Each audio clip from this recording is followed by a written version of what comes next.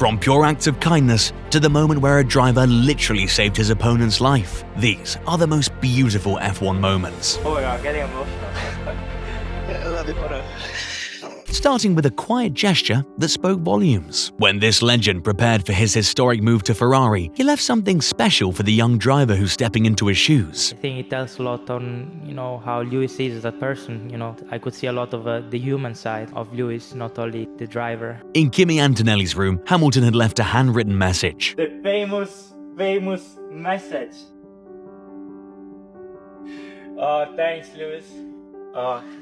Really nice. Oh my god, getting emotional. Now, it hasn't been publicly released, but rumors say it had one line in for sure. Believe in yourself, kid. This team's magic. Reading the message, it fulfilled my heart, In the message, it contained also some advices, so I use it as a motivation as well. Every time I enter the room, I can see the message. This gesture was touching, but wait until you see the annual pilgrimage that shows true friendship. This is the most beautiful gesture I've ever seen. Belgium, Spa.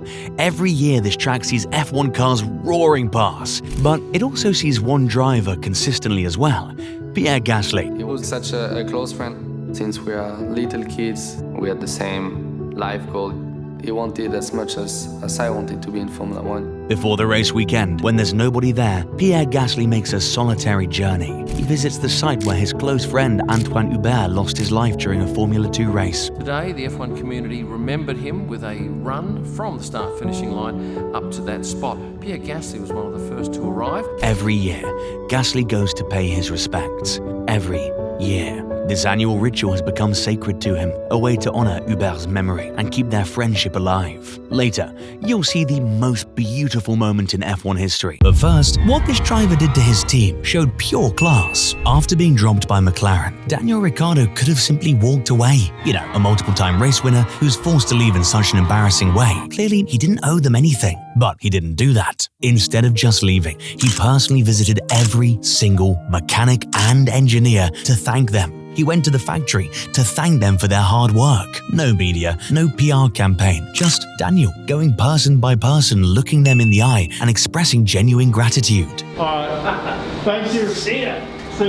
The humility it takes to do this when you're hurting, when your career feels uncertain, when you could easily be bitter, that's character. That's the honey badger we know. And I know that you will also do a beautiful thing by pressing that subscribe button right now. Acts of gratitude are wonderful, but some relationships become so pure they transcend generations. Sebastian Vettel, who had once been mentored by Michael Schumacher, now, after many years, found himself in the position to guide Michael's son, Mick. The parallels were beautiful and heartwarming. The torch was being passed. I'm very happy for him. It's been a long time that he deserves the result, and it's great to get it. This relationship became so pure that Vettel didn't just offer professional advice, he also gave unconditional support. "I'm always here if you need me," he told Mick. I consider myself his friend, and he's a great kid, and I'm always happy to help. Watching Vettel protect and encourage Mick felt like witnessing a sacred tradition, carrying forward the same spirit of mentorship that Michael had shown him years earlier. Vettel even tried to give Leclerc some advice, but I guess it was too late. Is there a leakage? A leakage of what? I have the seat full of water, like full of water. Must be the water. But guys, sometimes F1 drivers create lifelong memories for fans. At Montreal, when Lewis Hamilton spotted some of his fans, he decided to do a beautiful thing. Hey, what's up, guys?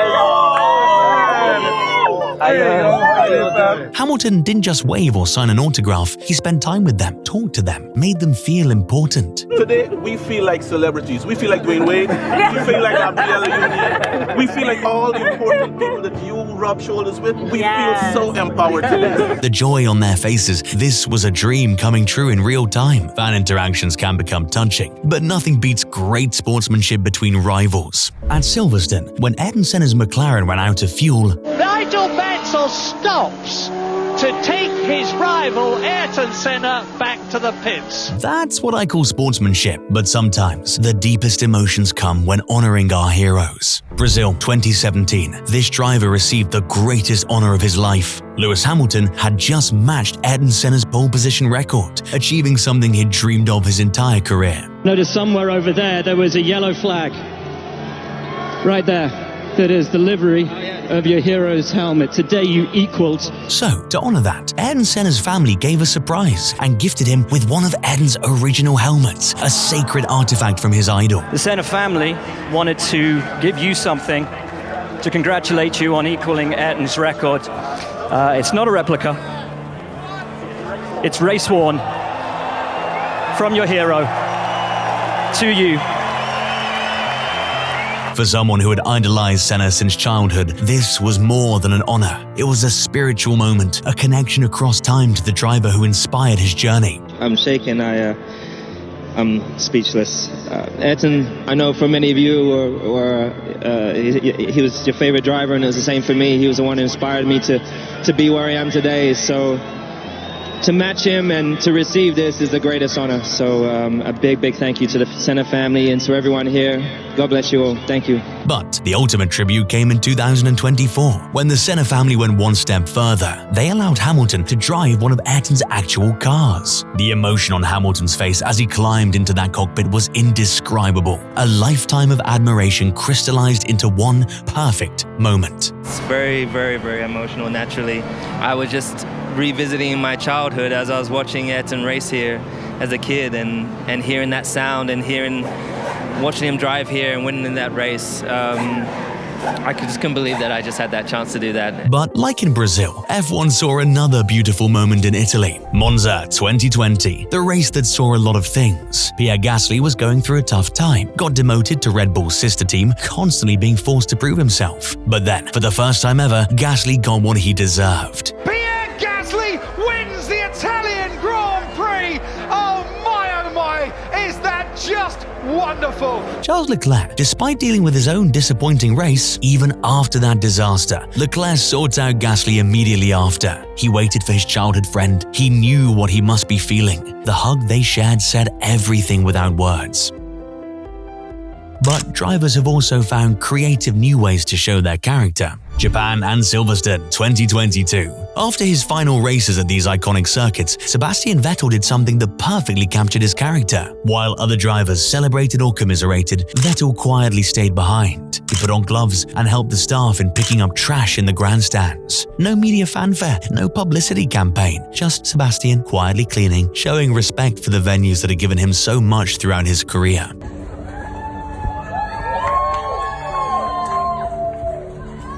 Come on, Seb, I want to pop.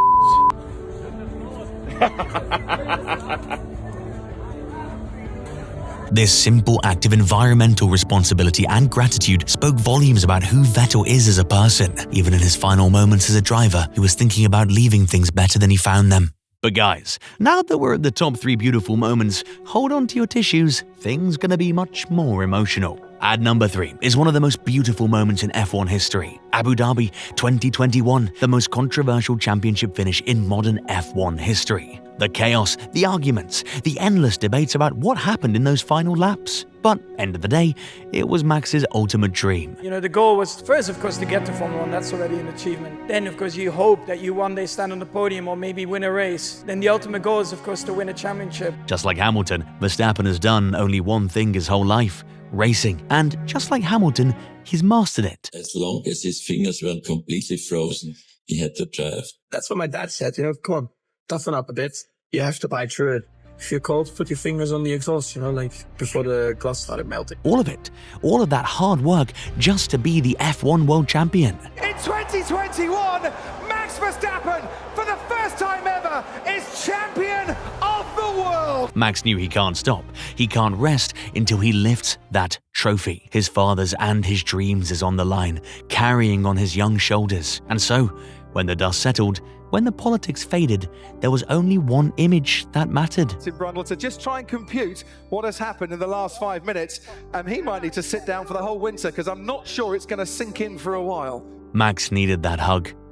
After giving everything, after every sacrifice, he finally did it. And not just for him, but also his father. It's unbelievable. I mean, our goal, of course, was to win this championship, and now we've done that. Jos had been there through every step of Max's journey. The karting days, the junior formulas, the difficult races. He is the reason Max is Max Verstappen.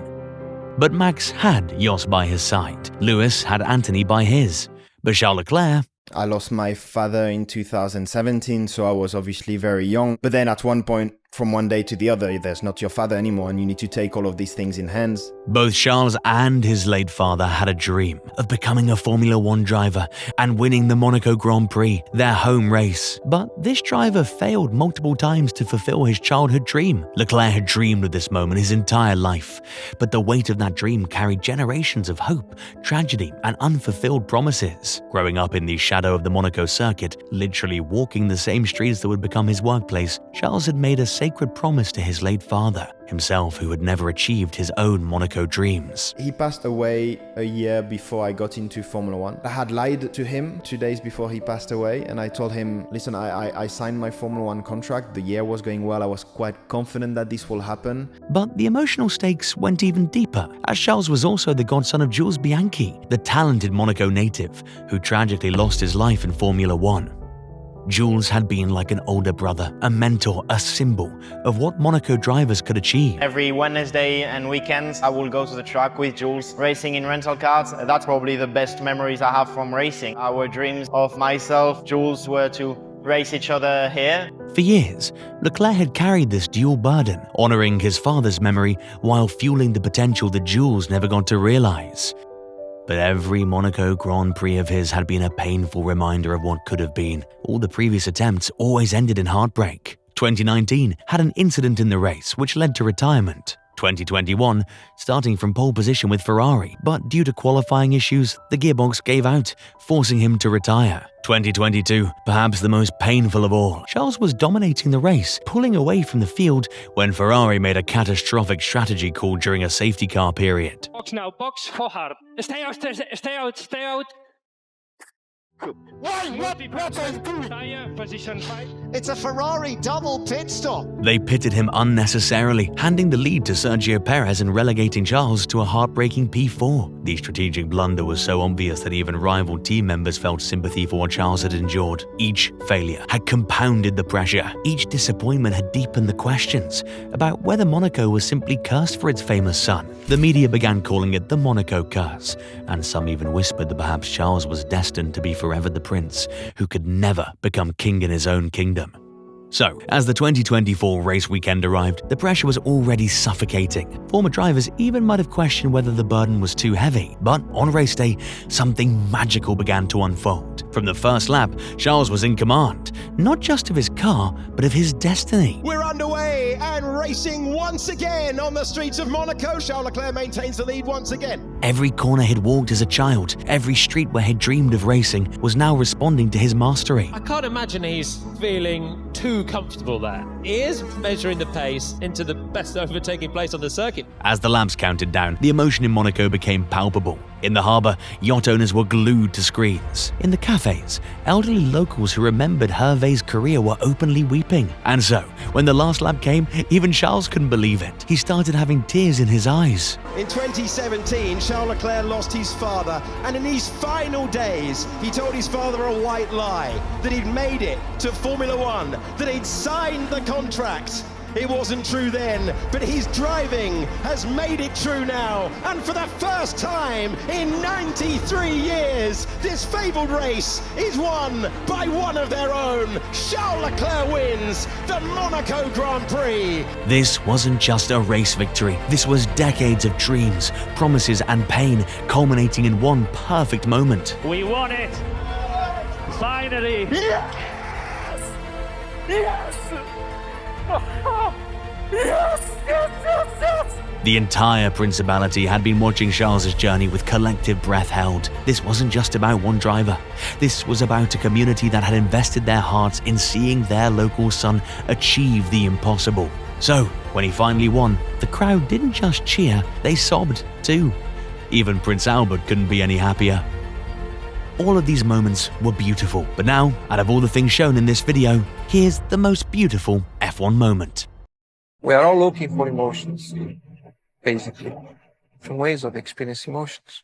When Eric Comas was racing through the Blanchimont corner, unfortunately, he collided. The collision was so brutal that Comas even lost consciousness. But while he was unconscious, his foot was still pressing hard on the throttle. things were pretty bad. It was a lot of water leak and oil leak. The car was a potential bomb. You can see how serious that situation was, and any second, it could have gone from bad to an absolute disaster. But that didn't happen. In fact, nothing happened to the driver, so much so that he even raced at the next Grand Prix. And it was all because of a savior, the one who goes by the name Ayrton Senna. Ayrton Senna going into the dust behind him, get out of his car and go and see what condition Comas was in. Senna literally stopped in the middle of the road, jumped out and ran towards Comas. He even administered first aid before the medical team arrived. He came and he stopped the main switch. Unbelievable. I didn't realize immediately that he probably saved my life. Comas always thanked Senna for saving his life. He always owed it to him. In fact, when Senna had his collision in '94, the race was red flagged immediately. But Comas jumped back again into his car and rushed to the scene for Senna. He wanted to try to help in any way possible. But, of course, unfortunately, it was too late. When I came up to Tamburello, the medical helicopter, the ambulances, Ayrton's car were already there.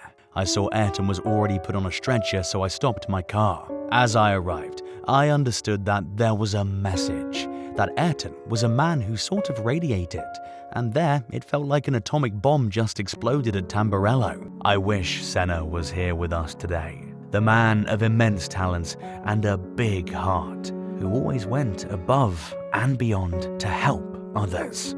Obrigado, Senna, and rest in peace.